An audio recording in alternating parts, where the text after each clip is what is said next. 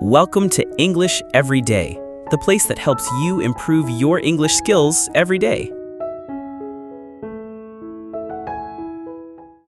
Sometimes I wonder, why is it still hard to speak English?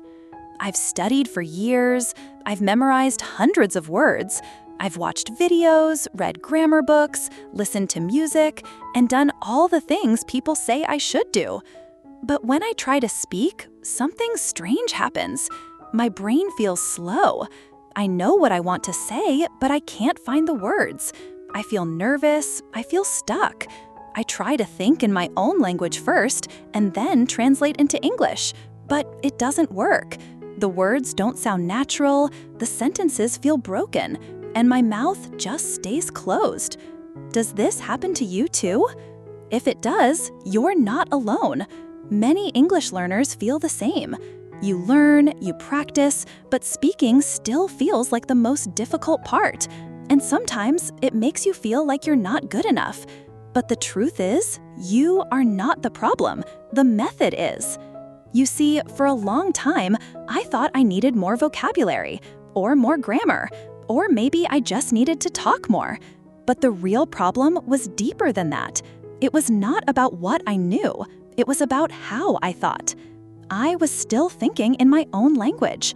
That's when everything changed for me, when I decided to train my brain to think in English. Not just when I study, not just when I read, but every day, in small moments. I wanted English to become a part of my mind, not just a subject in school. And today, I want to share that journey with you. No magic, no tricks, just small habits that made a big difference. Let's begin. When I first heard the idea, think in English, I laughed a little. I thought, that's too difficult. How can I think in English if I'm not good at English yet? But then I tried something very small.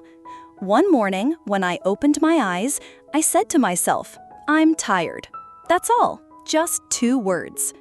Later, when I brushed my teeth, I thought, this water is cold.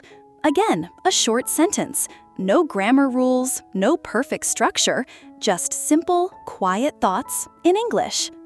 That's when I realized thinking in English doesn't mean thinking big. It means starting small. You don't have to say everything in English. You don't have to be fast or fluent. You just need to begin with what you already know. So I made a plan.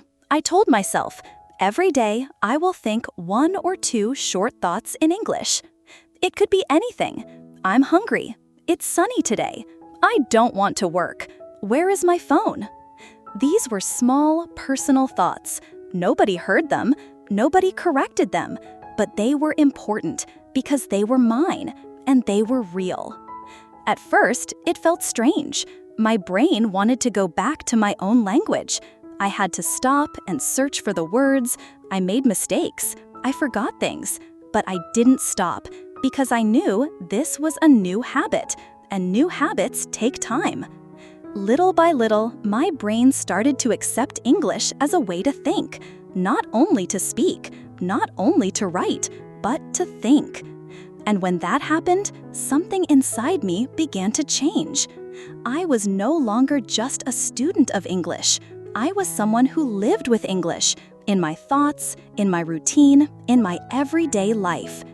That was the first step. Not perfect, not fast, just small, but real. After a few days of thinking small thoughts in English, I wanted to try more. I didn't want to stop at just, I'm tired or I'm hungry.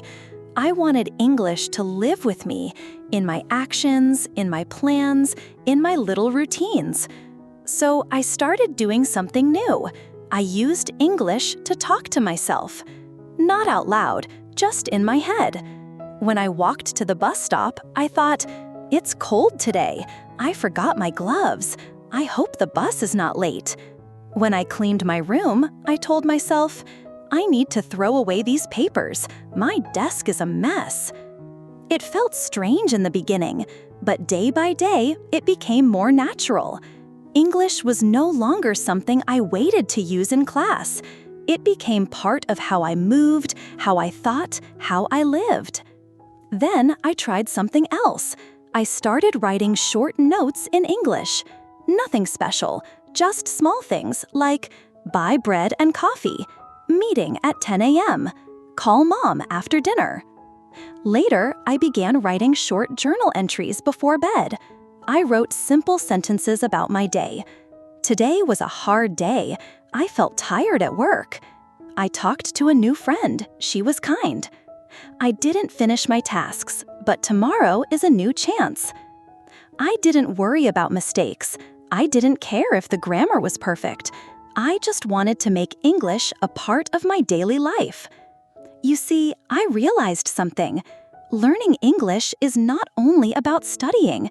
It's about building a relationship with the language, like a friend who walks beside you, quietly, patiently, through your everyday life. And the more I invited English into my world, the more comfortable I felt with it. It wasn't a subject anymore. It wasn't just homework. It was a language I used to live my life. And then, one day, something changed. I was walking home, thinking about what to cook for dinner. I wasn't trying to practice. I wasn't forcing myself to think in English. But suddenly, I noticed my thoughts were in English. Not slow, not translated, just natural. I thought, I don't want to cook rice again. Maybe pasta is better. I still have cheese in the fridge. I stopped walking for a second.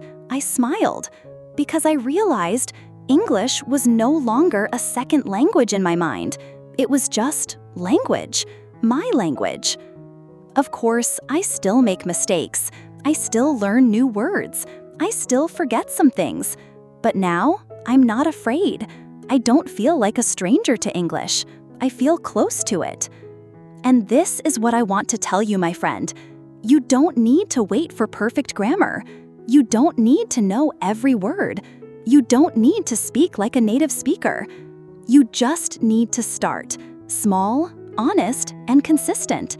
Think simple thoughts, write simple notes, talk to yourself. Use the English you already know, and use it with love, not fear. Because thinking in English is not about speaking fast. It's about creating a quiet space inside your mind where English can grow, live, and become part of you. And if you keep going, if you keep trying, one day you'll stop translating, you'll stop hesitating, you'll speak not as a student, but as yourself. And in that moment, you'll know English is no longer something you study. It's something you live. So now it's your turn. Not tomorrow, not next week. Today, right now. Close your eyes for a moment and try one small sentence in English. Something simple, something real, something just for you. Maybe, I can do this, or this is the beginning. Let that thought stay with you. And tomorrow, do it again. Then again the next day. And little by little, English will no longer feel like a stranger. It will feel like home. If this video helped you in any way, I'm truly glad. And if you're walking this journey too, remember, you are not alone. Keep thinking, keep growing. Your English doesn't have to be perfect. It just has to be yours. Thanks for watching, and I'll see you in the next one. Take care.